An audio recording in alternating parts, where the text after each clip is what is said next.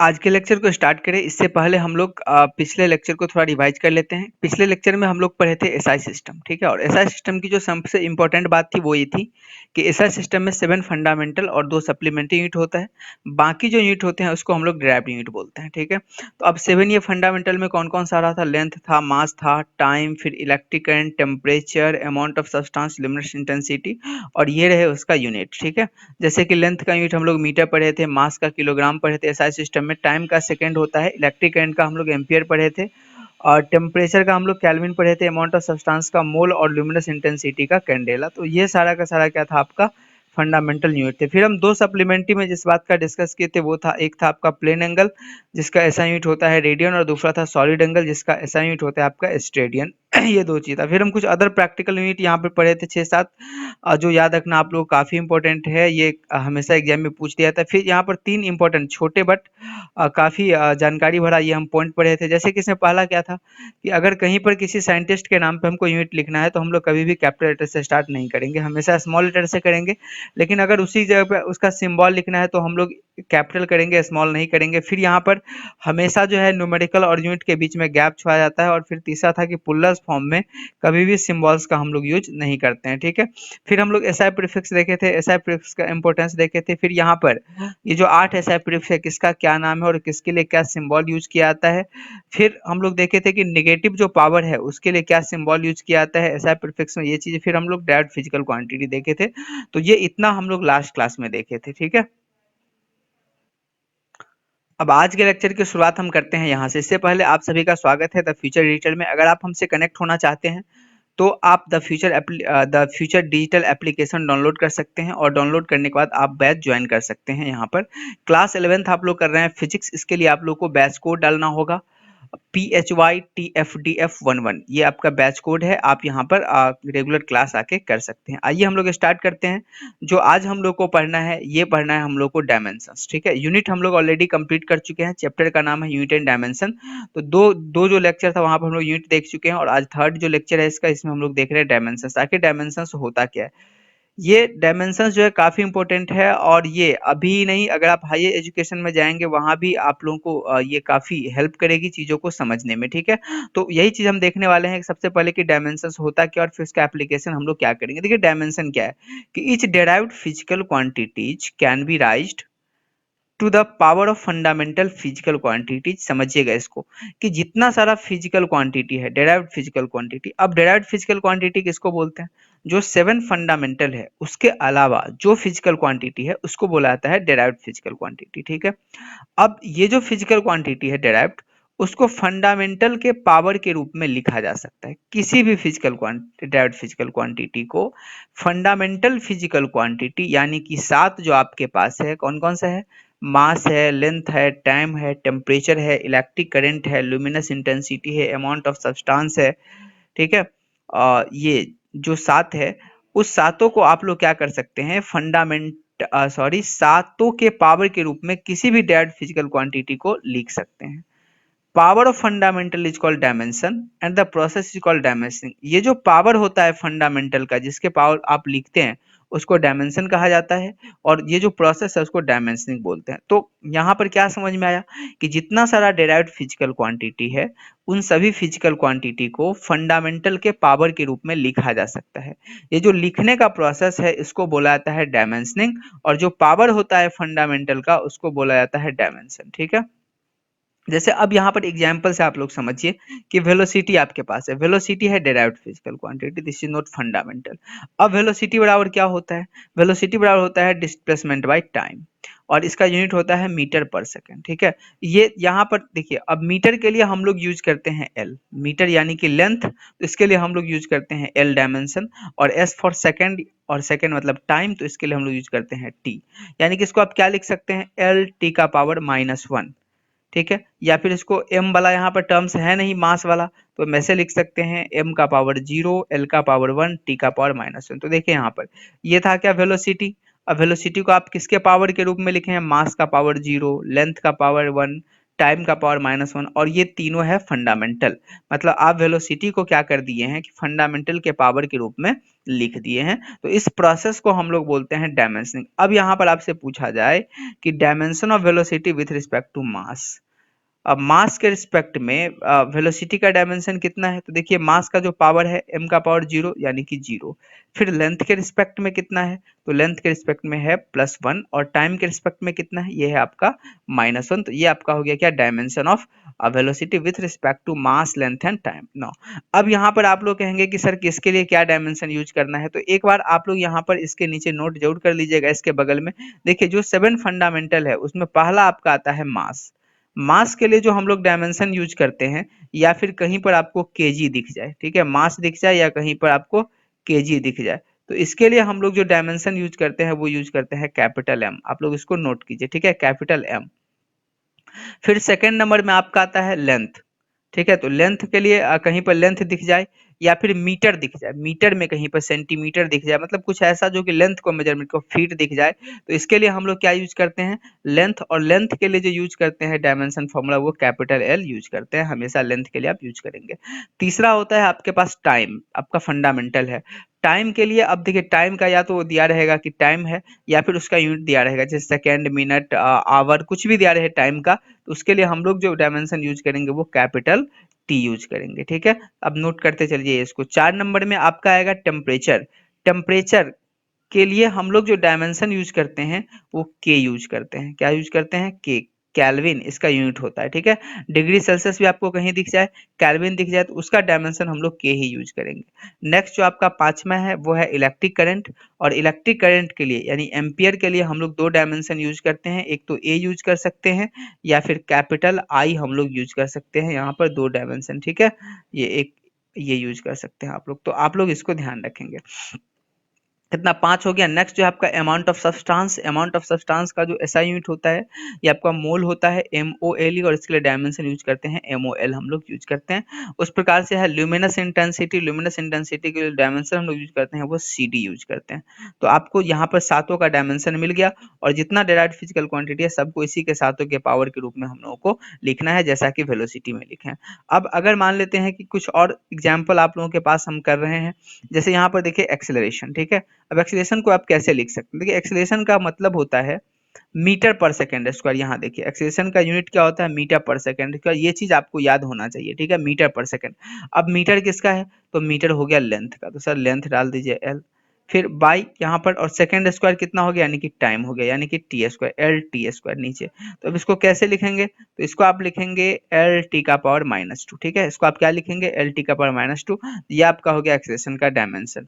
ये डायमेंशन हो गया क्योंकि इसको फंडामेंटल के पावर के रूप में लिखे। अब यहाँ पर मास है नहीं, तो m0 भी लिख सकते हैं, टी और टी का L1 और टी का पावर -2। m0 इसीलिए ले लेते हैं कि m जो है काफी फेमस है, ठीक है, m हमेशा रहता है, नहीं लेंगे तो भी कोई दिक्कत नहीं है। तो m0 L1 टी का पावर -2, ये डायमेंशन हो गया एक्सेलरेशन का। फिर आपका लीनियर मोमेंटम।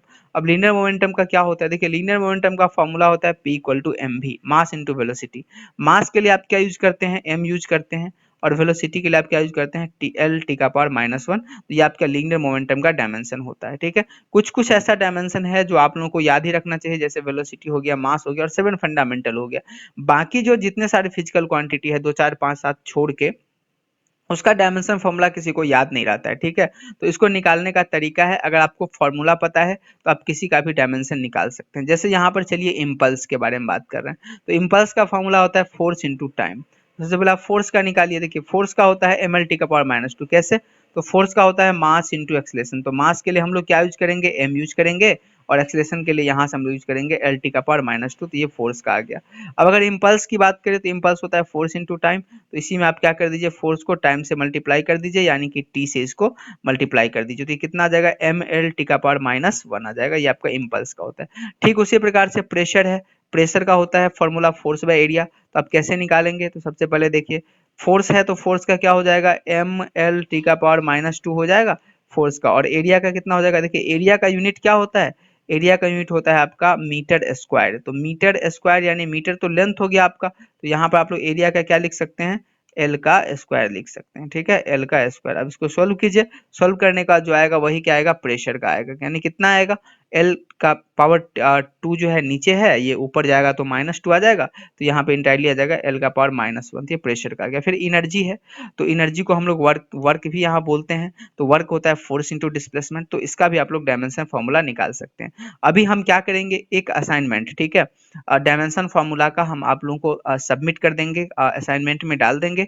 आप लोग उस असाइनमेंट को डाउनलोड करके वहां पर 94 से 96 डायमेंशन फार्मूला और साथ ही साथ उसके फार्मूला दिए गए हैं, ठीक है। तो आप फार्मूला देख देख के डायमेंशन फार्मूला अपने कॉपी पर खुद से निकालना सीखेंगे और आप कोशिश करेंगे कि मैक्सिमम से मैक्सिमम निकाल सके। नेक्स्ट क्लास में हम फिर से कुछ डायमेंशन फार्मूला जरूर आप लोगों को बताएंगे, निकालना वहां पर सिखाएंगे। बाकी यहाँ पर अभी हम आगे बढ़ते हैं, ठीक है। आप लोगों को करने के बाद फिर से हम करवाएंगे। यहाँ पर ये आपका प्रॉपर्टीज है कुछ, ठीक है। ऊपर में जो हेडर है वो हेडर आप लोग डाल लेंगे। बाय द वे एडिटिंग के समय मिस्टेक हो गया होगा कि प्रॉपर्टीज ऑफ डायमेंशन, ठीक है, ये है प्रॉपर्टीज ऑफ डायमेंशन। पहला प्रॉपर्टीज है कि all the exponential function have no unit, मतलब जितने सारे एक्सपोनेंशियल फंक्शन है उसके पास ना ही यूनिट होता है और ना ही डायमेंशन होता है, ठीक है। ना ही यूनिट होता है और ना ही डायमेंशन होता है, याद रखेंगे आप लोग। एक्सपोनेंशियल फंक्शन का मतलब है ई टू दी पावर, किसी के ई के पावर में कोई चीज लिखा हुआ है तो इसका कोई डायमेंशन और कोई यूनिट नहीं होता है। नेक्स्ट है कि all the trigonometric function have no dimension, मतलब जितने सारे ट्रिगोनोमेट्रिक फंक्शन होते हैं, sine, cos, tan, cosec, cot, ठीक है, सेक, ये जितने सारे ट्रिगोनोमेट्रिक फंक्शन है, 6 ट्रिगोनोमेट्रिक फंक्शन, उसमें से किसी का कोई डायमेंशन नहीं होता है, तो आप इसको याद रखेंगे। तीसरा है कि power function have no unit, कोई भी पावर फंक्शन है उसका ना ही कोई यूनिट होता है और ना ही कोई डायमेंशन होता है, ठीक है। जैसे कि अगर आपने कभी क्या सुना है कि एक्स का पावर में 2 मीटर है, नहीं, ऐसा कभी नहीं होता, ठीक है। ये पावर का कोई यूनिट नहीं होता है और ना ही डायमेंशन होता है, काफी इंपॉर्टेंट है ये पॉइंट। फिर है कि पॉलिनोमियल हैव नो यूनिट, किसी भी पॉलिनोमियल फंक्शन इक्वेशन का कोई यूनिट नहीं होता है। फिर है constant have no unit and dimension, कोई भी कांस्टेंट रहे, जैसे 6, 2.4 रहे, 1.0 रहे, चाहे फिर 0.1 रहे, कुछ भी रहे, इसका कोई भी डायमेंशन आप लोगों को देखने को नहीं मिलेगा। तो ये कुछ इंपॉर्टेंट पॉइंट था। एक और जैसे आप लिख सकते हैं 6 नंबर में, यहाँ पर नोट कीजिए कि जो रेशियो होता है, ठीक है, ratio of similar physical quantity, ratio of similar physical quantity, आप अगर आप कोई सिमिलर फिजिकल क्वांटिटी है उसका रेशियो डायमेंशन लेस होता है, यानी कि उसके पास कोई डायमेंशन नहीं होता है, ratio of similar physical quantity have no dimension, ठीक है। और इसका एग्जांपल आप लोग लिखेंगे रिलेटिव डेंसिटी, रिलेटिव डेंसिटी, या फिर उसी को हम बोलते हैं स्पेसिफिक ग्रेविटी। तो ये कुछ 6 इंपॉर्टेंट पॉइंट है जो डायमेंशन निकालने में आप लोगों की मदद करेगा, ठीक है। और जैसे प्रिंसिपल ऑफ होमोजेनिटी आप लोग पढ़ेंगे तो वहां पर भी आप लोगों का ये हेल्प करेगा। तो देखते हैं हम लोग होमोजेनिटी प्रिंसिपल। देखिए होमोजेनिटी का मतलब होता है एक जैसा, ये काफी इंपॉर्टेंट प्रिंसिपल है। होमोजेनिटी प्रिंसिपल, इसका मतलब होता है एक जैसा। कहना कहना क्या है इस प्रिंसिपल का, देखिए according to principle of homogeneity, homogeneity principle simple ये कहता है कि we can equate the dimension of only similar quantities, मतलब हम लोग क्या कर सकते हैं, सिर्फ सिमिलर क्वांटिटी वाले डायमेंशन को ही इक्वेट कर सकते हैं, ठीक है।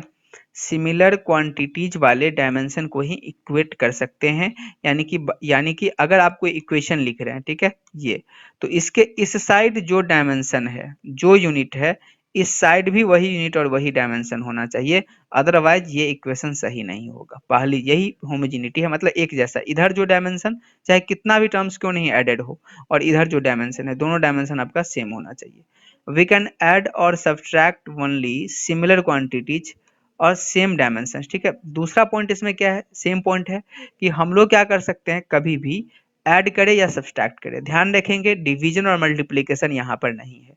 ऐड और सब्सट्रैक्ट ओनली सिमिलर क्वांटिटीज, मतलब सेम क्वांटिटी और सेम डायमेंशन वाले चीजों को ही हम लोग कभी भी ऐड करेंगे या फिर सब्सट्रैक्ट करेंगे। जैसे एग्जांपल आप समझ लीजिए, क्या आपने कभी ऐसा सुना है कि 5 kg और 8 मीटर को कभी ऐड किया गया, नहीं, ऐसा कभी नहीं हो सकता है। मतलब ऐड तभी करेंगे, सब्सट्रैक्ट तभी करेंगे जब दोनों का यूनिट सेम हो, और यूनिट सेम होगा तो दोनों का डायमेंशन भी सेम ही होगा। यही आपका है होमोजेनिटी प्रिंसिपल। अनदर एग्जांपल है 5 जूल में 16 न्यूटन, आप कभी भी ऐड सब्सट्रैक्ट नहीं कर सकते हैं। हाँ, इसका मल्टीप्लिकेशन और डिवीजन जरूर कर सकते हैं, ठीक है, बट ये नहीं कर सकते हैं तो ये गलत है। तो इंटायरली अगर होमोजेनिटी प्रिंसिपल है तो इसका बात क्या हुआ कि आप हमेशा क्या करेंगे, किसी इक्वेशन में जितना भी टर्म एडेड है, ठीक है, या इक्वेट किया हुआ है, एडेड है या इक्वेट किया हुआ है, बराबर के इस साइड है, बराबर के इस साइड है, और प्लस किया हुआ है, माइनस किया हुआ है, सभी का डायमेंशन एक ही जैसा होगा। यही आपका क्या है, प्रिंसिपल ऑफ होमोजेनिटी। और हम एग्जांपल से इसको थोड़ा समझते हैं, यहाँ पर कोशिश कर रहे हैं समझने की।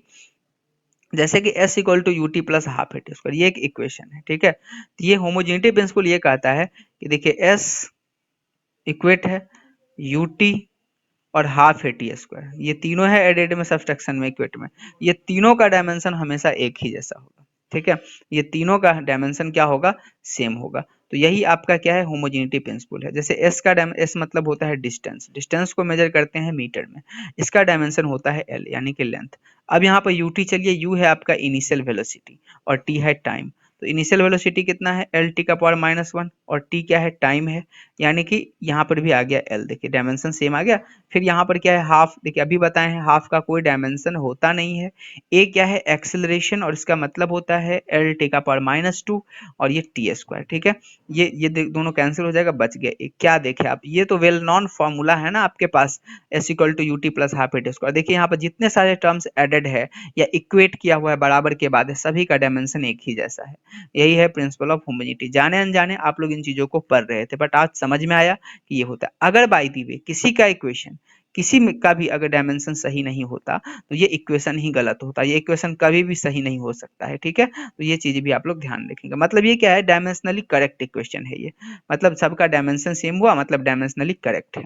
और जो इक्वेशन डायमेंशनली करेक्ट नहीं होगा, मतलब सभी टर्म्स का डायमेंशन सेम नहीं होगा, तो वो आपका इक्वेशन ही गलत होगा। ऐसा फिजिक्स में, केमिस्ट्री में, मैथमेटिक्स में कोई भी ऐसा इक्वेशन आपको देखने को नहीं मिलेगा जो डायमेंशनली इनकरेक्ट हो, गलत हो, ठीक है।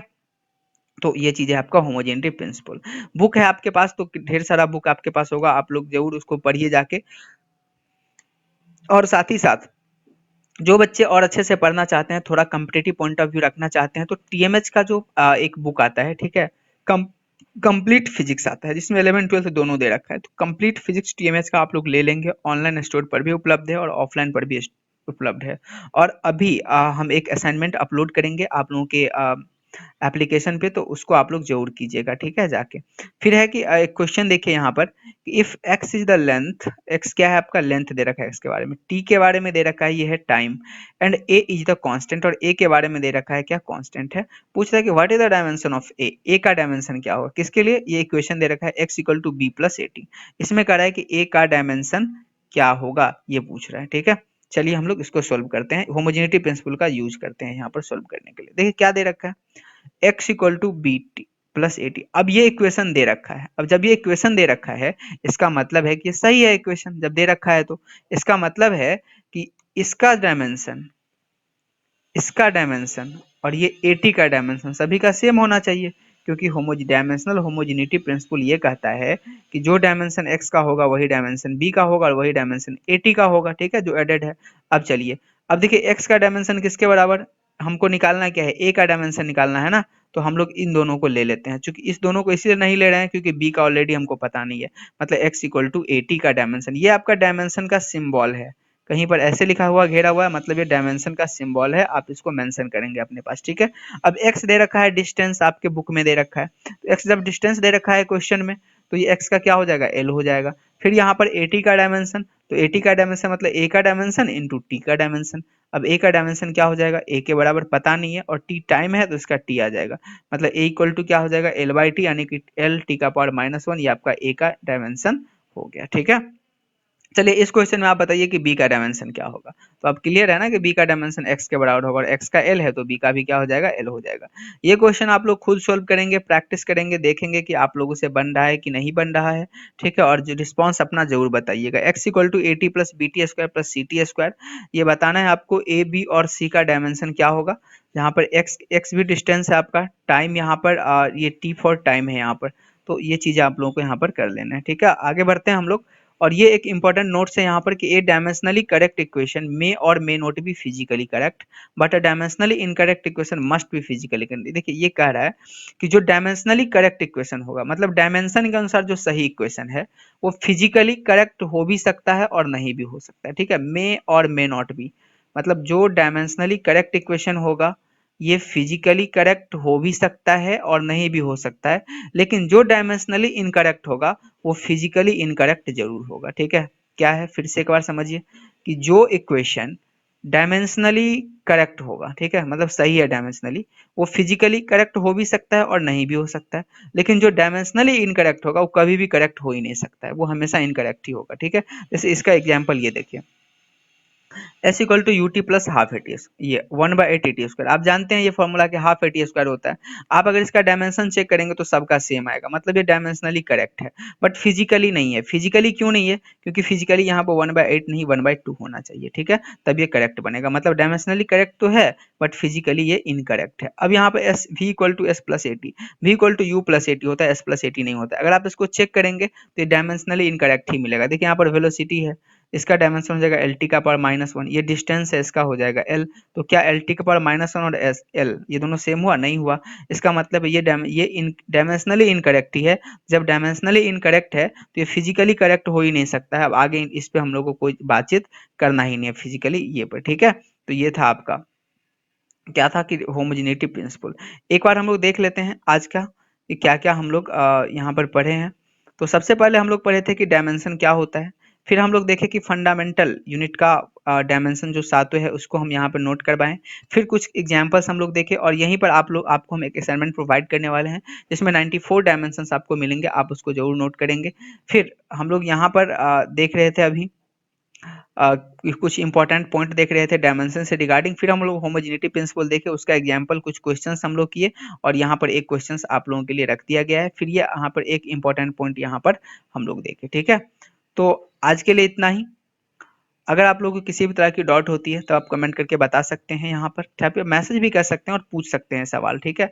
लेकिन ये आप तभी होगा जब आप पढ़ेंगे। ऐसा दिख रहा है कि बहुत सारे बच्चे पढ़ ही नहीं रहे हैं, तो कोई बात नहीं, आप लोग नहीं पढ़िए, आप लोगों का ये है लाइफ है, बट ये होना चाहिए कि पढ़ाई होना चाहिए। अगर आप लेक्चर बना रहे हैं, ठीक है, आप लोग को प्रोवाइड करवाया जा रहा है तो अच्छे से पढ़ाई लिखाई कीजिए और क्वेश्चंस वगैरह पूछे करिए। चलिए, थैंक यू।